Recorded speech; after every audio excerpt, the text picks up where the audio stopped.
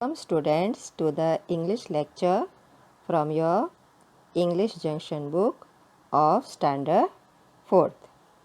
Today we are going to study from your English Junction book. How are you all? Hope all of you are fine and staying indoors. Please follow the guidelines.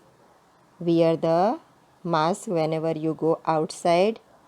Use the sanitizer when soap and water is not available, and if you are at home, please wash your hands properly with soap and water for 20 seconds frequently. Pray to God that the situation becomes normal as soon as possible. Today I, Shama Khan, is going to teach you poem number 4, that is Laughing Song. तो आज जो हम lesson करने जा रहे हैं laughing song, तो lesson का नाम सुनते ही आपको ऐसा लाफिंग सॉन्ग, हंसता हुआ गाना.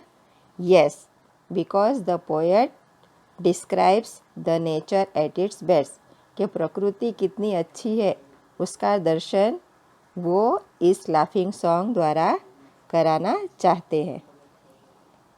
So let's first read the poem. What is the poem? Then we'll try to understand the poem in detail. Now here the poem is: When the green woods laugh with the voice of joy. When the green woods laugh with the voice of joy, and the dimpling stream runs laughing by. And the dimpling stream runs laughing by. When the air does laugh with our merry wit, and the green hill laughs with the noise of it. When the meadows laugh with a lively green. When the meadows laugh with lively green, and the grasshopper laughs in the merry scene. When Mary and Susan and Emily with their sweet round mouths sing ha ha he. When the painted birds laugh in the shade, where our table with cherries and nuts is spread. Come live and be merry and join with me to sing the sweet chorus of ha ha he. So this is the poem which we are going to study today, and the writer of the poem is William Blackie. Now we have to study why the poet William Blackie has written this poem. So first I will give you a brief introduction about the poet. So William Blake was an English poet and painter. वो poet भी थे, कवि भी और painter भी थे. His well known works include the song of innocence, and of experience, and the marriage of heaven and hell. तो उनकी ये जो दोनों प्रख्यात कविताएं हैं, innocence and experience and the marriage of heaven and hell. Now in this poem, the speaker, means the poet, invites everyone to join with the nature, के जो प्रकृति में इतना अच्छा भगवान ने हमें दिया है उसके साथ आके आप मिलो और गाना गाओ और अपने आप को एंजॉय करो. The whole world around us, हमारे आजू बाजू जितनी दुनिया है, including the woods and the hills is merry, जो पहाड़ है, जो जंगल है, वो सब बहुत खुश है. We should also join it, तो हमको भी उनके साथ शामिल हो जाना है. And laugh together in chorus, और उनके साथ मिलके ज़िंदगी का गाना खुशी खुशी गाना है. So this poem has a tone of joy and merriment. तो इस पोएम में क्या है कि एकदम खुशी का और एन्जॉयमेंट का लय पोएट ने इसमें दिया गया है. Now let's understand the poem one by one. तो हम पहले स्टांजा से स्टार्ट करेंगे। तो पहले स्टांजा में जो दिया गया है वो है when the green woods. Woods का मतलब क्या होता है कि फॉरेस्ट का एरिया, मगर वो फॉरेस्ट से छोटा होता है, वो it is crowded by the trees. वहाँ पे सिर्फ ट्रीज होते हैं, एनिमल्स नहीं रहते।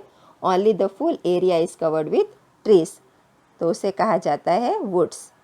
When the green woods laugh with the voice of joy and the dimpling stream. Dimpling यानी छोटे छोटे पानी के झरने जैसे बहते हैं, स्ट्रीम मीन्स झरना। रन्स लाफिंग बाय, वो दौड़ते दौड़ते छोटे झरने की तरह आगे बहता जा रहा है। When the air does laugh, और जब हवा अपनी खुशी में आगे बढ़ती है।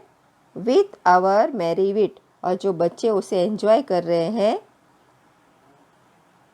And the green hills laugh with the noise of it, और जो हरे भरे पहाड़ है वो भी इस प्रकृति के साथ हिलमिल के वातावरण को एंजॉय कर रही है। तो जो ये सॉन्ग है द लाफिंग सॉन्ग, वो प्रकृति का जो वातावरण है उसकी पूरी सुंदरता को दर्शा रहा है। और जो ये प्रकृति में जो हरे बड़े पहाड़ है उसमें कवि फाइंड करता है कि कितनी खुशी है, और अगर हम वहाँ पे जाएंगे तो हमको भी जो खुशी पहाड़ झरने महसूस करते हैं वो भी वैसा खुशी हम भी महसूस कर पाएंगे। He also drives Joy from the waves and running of the stream, जो पानी के झरने उछलते कूदते आगे बढ़ रहे हैं उसमें भी कवि को एक प्रकार की खुशी मिलती है। और जो हवा है, even the air and the green hill seems to echo to the inner expression of joy and laughter.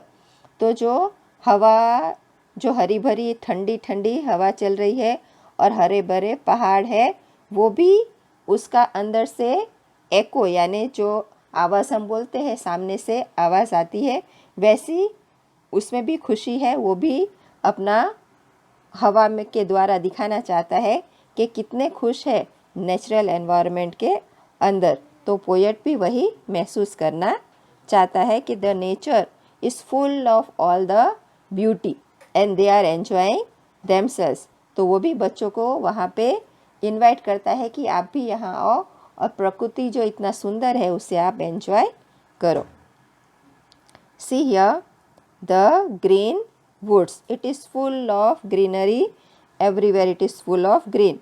तो ऐसी ग्रीनरी को देख के लेखक को मन हो जाता है कि वो वहीं पे रहे। देन जो ये पानी का झरना धीरे धीरे वेव्स के साथ बह रहा है उसमें भी उनको एक प्रकार की खुशी मिल रही है। देन द हिली एरियाज, ये जो पहाड़ है जो पूरे हरे भरे एकदम हरियाली से भरे हैं और इसमें जो ठंडी ठंडी हवा बह रही है उसमें भी लेखक को महसूस होता है कि वो भी एक प्रकार की खुशी और हंसी के साथ अपने आप को एंजॉय कर रहे हैं।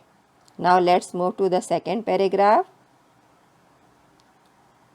When the meadows laugh with the lively green, और जो खुले मैदान हैं जो हरियाली के साथ हंस रहे हैं।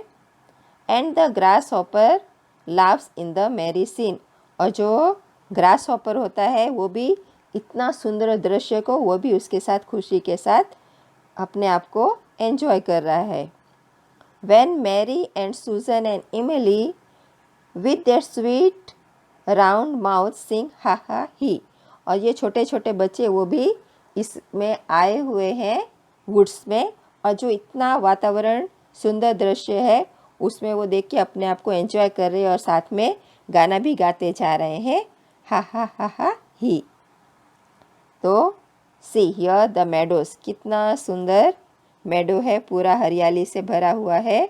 And the full nature is at its beauty, कि देखते ही से हमारा मन हो जाएगा कि वी ऑल्सो स्टे देयर। और जो ये ग्रास हॉपर है, तो grass hopper it also likes the beauty of the nature. And the children, ये जो बच्चे हैं, Susan, Emily and Mary, तो all these they enjoy, क्योंकि वो इतने मासूम है कि innocence can be captured in children and feeble like life forms from the grasshopper, कि उनमें इतनी मासूमियत भरी है इन बच्चों के अंदर कि वो ग्रास हॉपर जो एकदम हरे हरे होते हैं और जो पहाड़ के ऊपर जो ब्यूटी है उसको इनको देखने में इतना अच्छा लग रहा है कि दे वांट, पूरे खुशी के साथ, के पूरा उनके मन के साथ खिल के वो हंस रहे हैं, हा हा हा ही कर रहे हैं, because they like the beauty of the nature. Then our third stanza, poem की 4 लाइन एक साथ होती है, उसे कहा जाता है स्ट्रांजा. तो हम अपने थर्ड स्ट्रांजा पे पहुंच गए हैं. When the painted birds laugh in the shade, और जो पक्षी पूरे कलरफुल पंखों के साथ जब उड़ते हैं तो कितना मज़ा आता है, देखते ही बनता है. Where our table with cherries and nuts is spread, के घर पे तो हमारे टेबल के ऊपर चेरीज और नट्स पड़े, मगर यहाँ खुले मैदान में फल सब गिरे पड़े हैं. कोई नट्स के फ्रूट ज़मीन पे गिरे हैं, गुआवा गिरे हुए हैं. And all the birds they are flying nicely in the air. Come live and be merry and join with me. तो ये पोएट इतना अच्छा वातावरण देख के बच्चों को और आप सबको भी इनवाइट कर रहा है कि चलो चलो, ये जो बाहर की जो हमारी ज़िंदगी है, मेट्रो ज़िंदगी है जो सिर्फ टेक्निकल चीज़ों से भरी पड़ी है, उससे बाहर निकल के जो सुंदर नेचुरल वातावरण है उसमें आके अपने आप को जीना सीखो. ये जो वातावरण है सिर्फ एसी के रूम में बैठे रहना और सिर्फ अपनी लाइफ को बीमारियों को अपने आप आमंत्रित करना, वो नहीं करना चाहिए. और जो शुद्ध वातावरण वुड्स के अंदर महसूस है, खुले मैदान में खुले, वहाँ आप आओ, अपने आप को एंजॉय करो. और ये बच्चे हैं उनके साथ मिलके और पोएट के साथ मिलके आप भी जो ज़िंदगी का मज़ा है वो आप भी आके लो. सी, ये इतने कलरफुल बर्ड्स है कि देखते ही बनते हैं, तो इनको देखते ही पोएट का मन हो जाता है और वो सब बच्चों को प्रकृति की तरफ आमंत्रित कर रहे हैं. और ये घर पे बैठे बैठे आप जो ये नट्स और चेरीज खाओगे जो टेबल पे लगे हैं, उसका उतना मज़ा नहीं आएगा जो हम रियल में जाके जो पेड़ पे से गिरे हुए हैं नट्स है, फ्रूट्स है, वो खाएंगे. उसका मज़ा ही, उसकी मिठास ही कुछ और होती है. तो वो पोएट ने चखा हुआ है, इसलिए वो सारे बच्चों को वहाँ पे इनवाइट कर रहा है कि the cherries and nuts are not spread on the table, के यहाँ पे जो वुड्स के अंदर है ये चेरीज और नट्स टेबल के ऊपर फैले नहीं हुए, but they are laden in the trees, ने पूरे झाड़ वो फ्रूट्स से लदे पड़े हुए हैं. गुआवा है, mangoes are there, apples are there. तो ऑल फ्रूट्स पूरे लबालब झाड़ पे लटके हुए हैं. और वो जब आप फ्रूट तोड़ के खाओगे तो इतनी मिठास भरी होती है, तो उसकी याद आपको हमेशा रहने वाली है.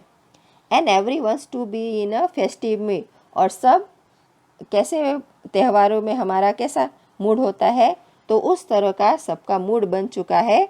And seems to enjoy the merry scene, और वह दृश्य इतना अच्छा लगता है, अंदर से हमें खुशी महसूस होती है और हम सब मिलके कोरस गाना चाहते हैं कि क्योंकि हमको अंदर से वो खुशी महसूस होती है जो हम घर बैठे एसी के रूम में बंद कमरे में हमें वो खुशी कभी मिलेगी नहीं. तो इसलिए आपसे गुजारिश है कि आप भी जो बंद कमरे में बैठ के मोबाइल के साथ खेलते रहते हैं, गेम्स खेलते रहते हैं, उससे आपको कुछ मिलने वाला नहीं है. उसका तो उल्टा इफ़ेक्ट आपके हेल्थ पे होता है, आपके आइज़ पे होता है, ईयर्स पे जो आप ईयर फोन लगा के रखा करते हो, उसकी वजह से सब कुछ नुकसान ही पहुंचने वाला है. और घर में पैक रहने के तो फ्रेश हवा भी आपको नहीं मिलती। इसलिए लेखक विलियम ब्लेक की आपको इनवाइट करता है कि आप सब खुले में आओ, जंगल जहाँ पे है, वुड्स है, जहाँ पे हरे भरे पेड़ है, पहाड़ है, मैदान है, ऐसे वातावरण में आके मिलो सबसे, घुल मिल के रहो, एंजॉय करो, खेलो, तो फ्रेश एयर आपको मिलेगी, आपकी हेल्थ इंक्रीज होगी, आपको इम्यूनिटी और ज़िंदगी जीने का आपको और मज़ा आएगा।